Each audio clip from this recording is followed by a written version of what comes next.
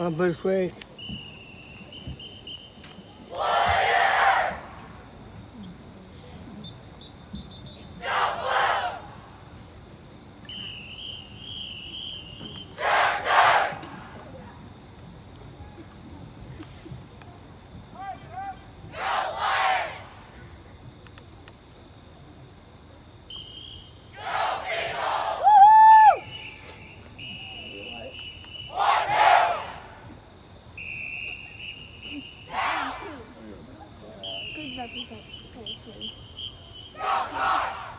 Contracting. 1, 2.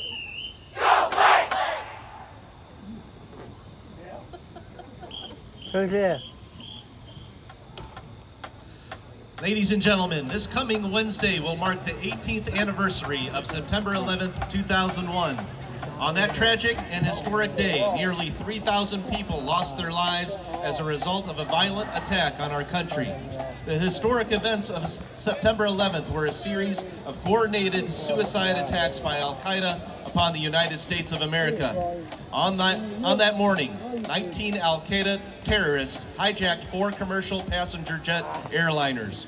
The hijackers intentionally crashed 2 of the airliners into the Twin Towers of the World Trade Center in New York City, killing everyone on board and many others working in the buildings. The hijackers crashed a 3rd airliner into the Pentagon in Arlington, Virginia, just outside Washington, D.C. The 4th plane crashed into a field in Shanksville, Pennsylvania, in rural Pennsylvania, after some of its heroic passengers and flight crew attempted to retake control of the plane, which the hijackers had redirected toward Washington, D.C.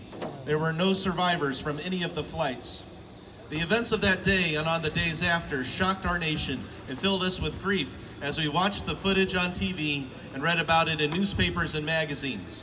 Interestingly enough, the earliest accounts of how we, as a nation, began to deal with our grief was the memories of people singing "We Shall Overcome" and "America the Beautiful."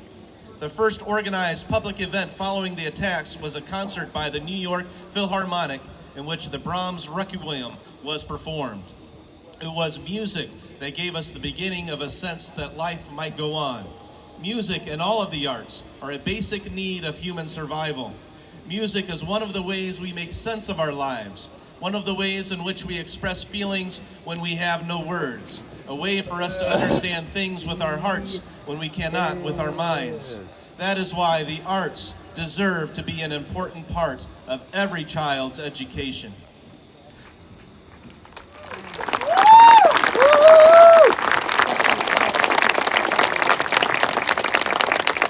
Tonight, approximately 1,350 student musicians representing 11 communities will pay another musical tribute to honor and remember those nearly 3,000 people who lost their lives on September 11th, 2001, and to those who have served or are presently serving our country in our nation's military, law enforcement, and emergency rescue squads with a performance of Lee Greenwood's "God Bless the USA." Would you please stand and observe a moment of silence for the victims of September 11th, 2001, for those who have served or are presently serving our country in our nation's armed forces. Let us never forget.